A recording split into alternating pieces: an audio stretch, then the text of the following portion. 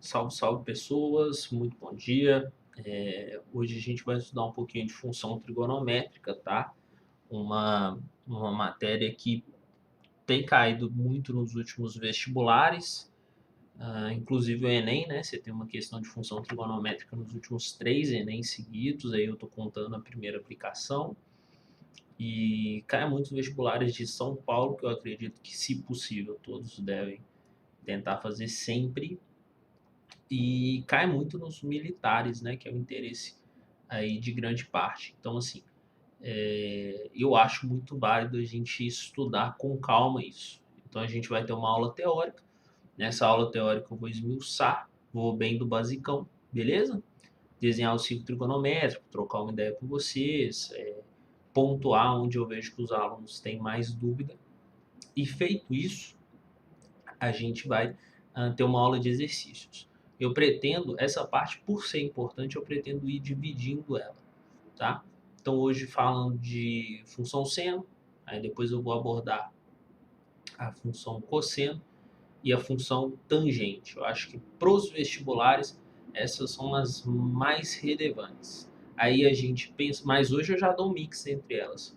E aí, pensando nos militares, eu vou falar das funções inversas, que aí também são a cossecante, secante e a cotangente, beleza?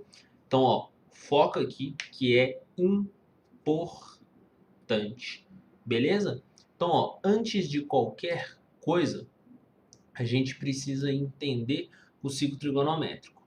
E depois que a gente entender o ciclo trigonométrico, aí a gente vai trocar uma ideia sobre domínio, sobre imagem, sobre paridade, sobre período e assim por diante. Aí a gente consegue definir bem essa função sem aquela decoreba que a gente muitas vezes é acostumado a ter, né? Então vamos lá desenhar o nosso ciclo trigonométrico. Seguinte,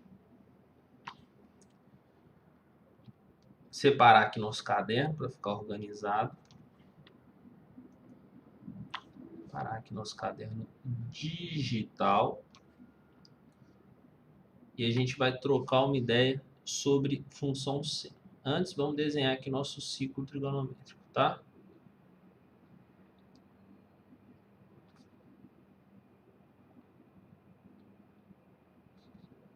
É muito interessante a gente lembrar que sempre que uma função é periódica, ou seja, acontecem os mesmos eventos repetidas vezes, vai acontecer da gente ter pelo menos uma parte dessa função, a gente ter ali alguma coisa ligada à trigonometria, exatamente por esses pontos que eu comentei. Funções periódicas, geralmente, elas envolvem algo ligado à trigonometria, né? Então, é muito importante a gente ter esse domínio, porque são funções que aparecem na nossa natureza. E olha que legal, aqui eu tenho o eixo do seno, o eixo do cosseno, e aqui, se eu traçar uma reta, ó, essa reta toca em somente um ponto a minha circunferência. Essa reta é a reta das tangentes, beleza? Então, vou escrever aqui, ó, tangentes, ok? Uma coisa importante da gente comentar, né, da gente salientar, é que o nosso ciclo trigonométrico, e aí vai ser importante para a gente falar de amplitude e dar uma aprofundada, ele vai ter raio unitário, tá? Então guarda isso. O ciclo trigonométrico ele possui raio unitário. Nicão, o que isso quer dizer? Que o raio desse ciclo é igual a 1. Então, quando a questão fala de máximo ou mínimo, é isso aqui que a gente usa. Presta atenção que legal isso aqui. Esse ponto aqui, ó, ele equivale a 1, porque a distância daqui para cá é 1. Esse ponto aqui equivale a 1. Esse ponto aqui equivale a menos 1. Vocês vão ver o porquê, tem a ver com a orientação do nosso plano. E esse ponto equivale a menos 1. Presta atenção. No ciclo trigonométrico, a gente conta os nossos quadrantes no sentido anti-horário. Então, esse é o primeiro, esse é o segundo, esse é o terceiro e esse é o quarto quadrante, beleza? Aqui eu tenho o eixo do seno e aqui o do cosseno. Vou fazer uma análise. Imagina o seguinte ângulo, ó. Pega esse ângulo aqui, ó. Na hora que eu pego esse ângulo aqui, que tem esse ponto na extremidade, o ângulo formado com o eixo X é um ângulo alfa. Perceba que essa angulação, lembrando, é um ângulo central, então esse ângulo alfa é a mesma medida que esse ângulo aqui sobre a circunferência, perfeito? À medida que eu aumento alfa, eu aumento o seno, mas isso também interfere na medida dele no cosseno. Se esse ângulo alfa estiver sob o eixo do cosseno, perceba que o maior valor que ele pode medir é quando ele vale 0 graus. Pode ser? 0,360, né? E esse maior valor vai ser quando o cosseno é 1. Analogamente, quando eu pego esse ângulo alfa e aumento muito ele, e ele vem até aqui, ó, ele começa a medir 180 graus, perfeito? E esse 180 graus, ele tem valor igual a menos 1. Então aqui eu já começo a definir alguns limites que são importantes. Por exemplo, a gente começou pelo cosseno, perceba que o cosseno, ele sempre vai ser menor ou igual a 1. Mas ele tem que ser sempre maior ou igual a menos 1. Ele vai estar nesse intervalo e isso me interessa. Show de bola? Agora olha que interessante também. Se eu pegar esse ângulo aqui, alfa, e trazer esse ângulo alfa para o seno, esse ângulo alfa ele vai ter uma medida de seno, esse pedacinho. Concordam comigo? Beleza. Essa medida de seno aqui que a gente vai ter, desse ângulo alfa, é interessante também a gente notar que se eu aumentar alfa, aumentar alfa, aumentar alfa, até que ele chegue nesse ponto. Esse ponto também conhecido como 90 graus, ou seja, π sobre 2. Se eu trouxer esse ângulo até 90 graus, o maior valor de seno será 1. Mas analogamente, se eu trouxer esse ângulo até aqui embaixo, 270 graus, perfeito? 90 mais 90 mais 90, 270 graus. Também conhecido como π sobre 3π sobre 2. O valor menor que esse ângulo terá de seno vai ser menos 1. Então eu vou definir que a minha função seno de alfa, ela sempre vai estar nesse intervalo. Vai ser sempre menor ou igual a 1 e vai ser sempre maior ou igual a menos 1.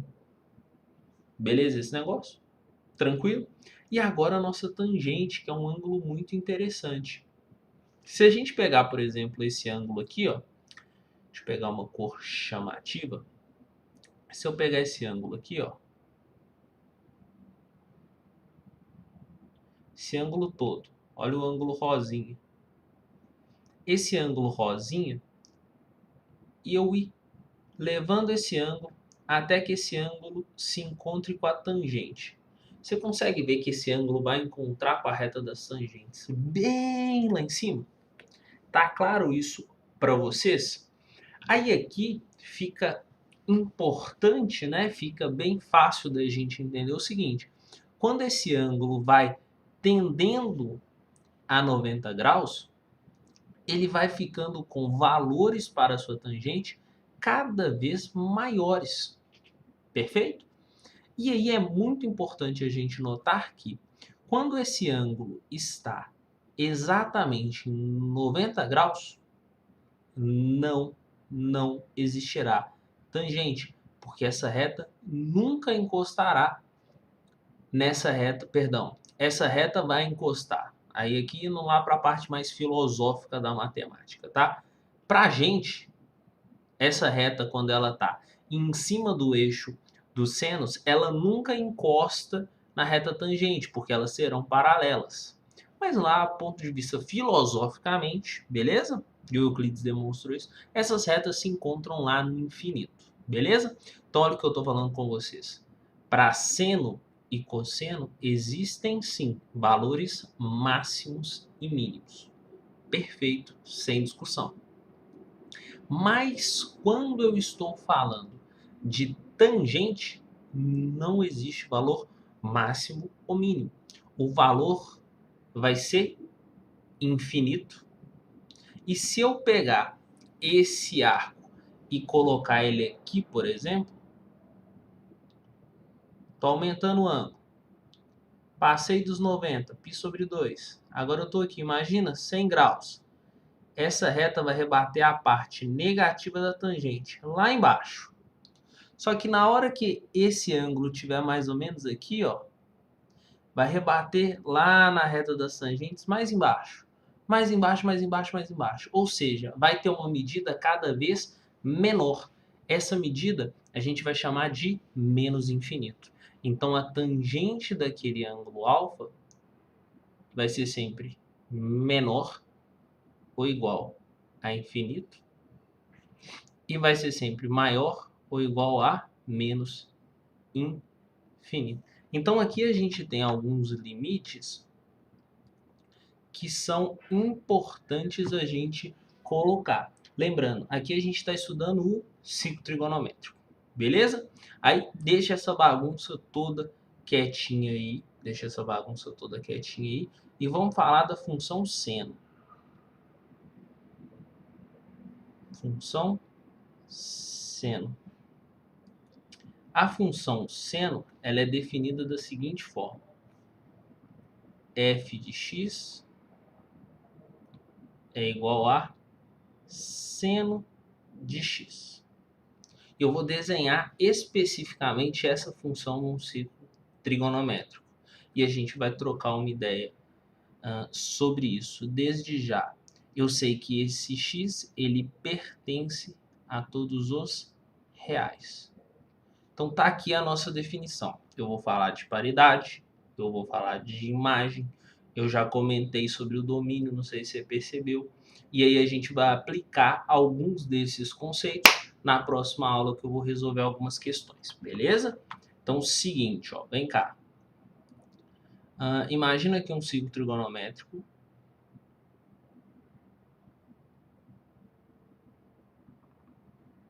Nicão, esse negócio é difícil, hein? Por isso que eu tô indo com calma. Tem muito teoria aqui, né? Muito conceito que a gente muitas vezes tem que trocar mais ideia do que sair escrevendo. E aí eu vou olhar agora especificamente para o eixo do seno. Vocês vão ver quando eu falar de função cosseno, eu vou olhar para o eixo dos cossenos especificamente. Aqui eu tenho um ângulo 0 graus, 360 graus e também conhecido como 2π.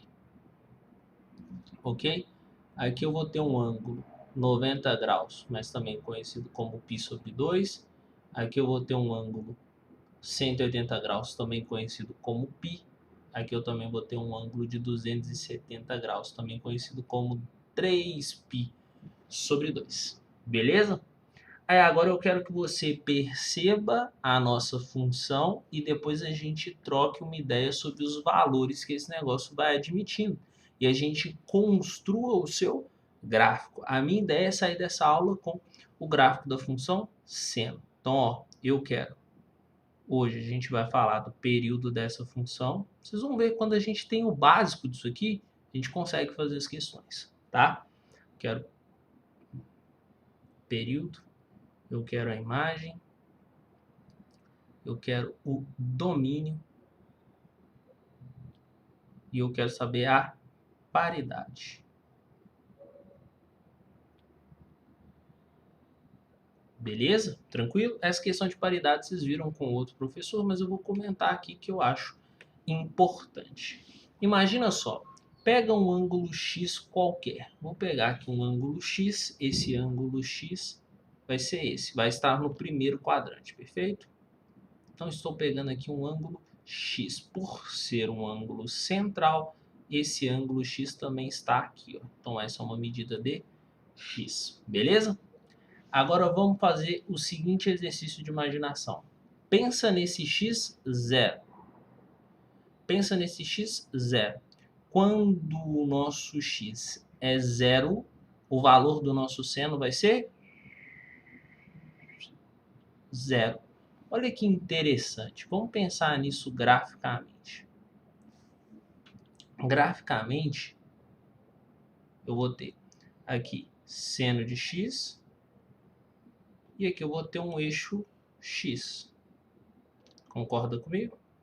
Nicão, mas você está colocando aqui x negativo. Por que isso? Gente, x negativo é quando eu conto no sentido horário, tá? Basta eu inverter aquele sinal. Olha que interessante o que eu estou pensando. Quando o nosso x é 0, o nosso seno também é 0. Então, o gráfico seno da função seno, obrigatoriamente ele tem que partir, tem que sair daquela origem, desde que eu tenha uma função seno de x, tá? Não estou falando de amplitude ainda, porque eu posso pegar uma função seno de x e multiplicá-la, somar alguma coisa ali. Não estou falando disso, a gente vai ver isso em exercício que eu acho que fica melhor, tá? Mas o ponto que eu quero que vocês prestem atenção é o seguinte: pega aquele ponto e vai aumentando. Olha o nosso ângulo. O nosso ângulo está aqui, ó, é 0. Na hora que eu vou aumentando o ângulo, o seno também vai aumentando, concorda? Então esse seno vai crescendo. Esse seno vai crescendo, vai crescendo, vai crescendo, vai crescendo, vai crescendo, vai crescendo, vai crescendo. Até que ele chega aqui, ó, no ponto máximo dele. O ponto máximo é quando esse ângulo x, ele tá aqui, ó. Ou seja, o ponto máximo é quando o seno de x vale 1. Então, seu gráfico vai ficar feio, o bicho, talvez, tá? Eu consigo desenhar esse gráfico bonitão quando eu estou no quadro. 1. Só que na hora que ele chega aqui, esse ângulo continua aumentando. Então, ó, os valores de x estão aumentando. Esse ângulo vai aumentando, aumentando, aumentando. E os valores de seno de x vão decrescendo. Na hora que eles vão decrescendo, vai acontecendo isso aqui com ele. Até que esse seno de x passa a ser 0. Aqui o seno de x não é 0. Então, olha que legal. Nesse ponto, que é o ponto onde eu tenho maior valor para seno de x, é lá em 90 graus. Também conhecido como π/2. Estamos together? Só que a gente chega aqui, ó, em π. Olha lá, a gente chegou aqui, que é π. O seno voltou a ser 0. Então, aqui é o ângulo π. Só que agora esse ângulo x, eu quero dar uma volta completa com ele. Então, esse ângulo x, ele continua decrescendo, decrescendo, decrescendo, decrescendo, decrescendo.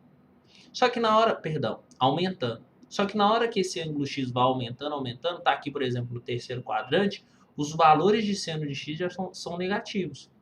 Então, eles já estão aqui, ó. Os valores de seno de x são negativos. E vai chegar um ponto que é o ponto mais baixo dessa função. O ponto mais baixo dessa função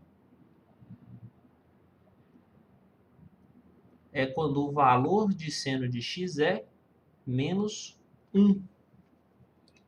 E quando o valor de seno de x é menos 1, o meu ângulo em estudo vai ser especificamente o 3π/2, ou 270 graus.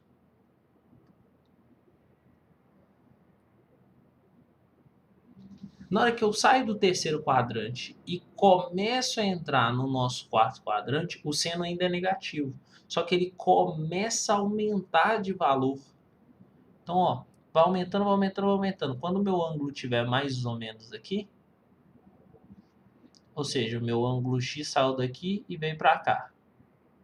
Tchum, já é um ângulo de quase 360 graus. Beleza? Então, ó, esse ângulo preto todo. O valor do seno de x dele é esse. Então, já é um valor maior do que menos 1. Então, começa a aumentar os valores do seno. Até que ele chega aqui, ó, quando o seno é 0. E quando o seno é 0, ou seja, ele está aqui no 360 graus, é a mesma coisa aqui, 2π. Agora perceba, eu posso continuar essa função e ela começa somente a se repetir. Daqui a gente tira a seguinte conclusão. que a imagem da minha função, ela sempre varia de 1 a menos 1, foi o que a gente comentou lá em cima, perfeito?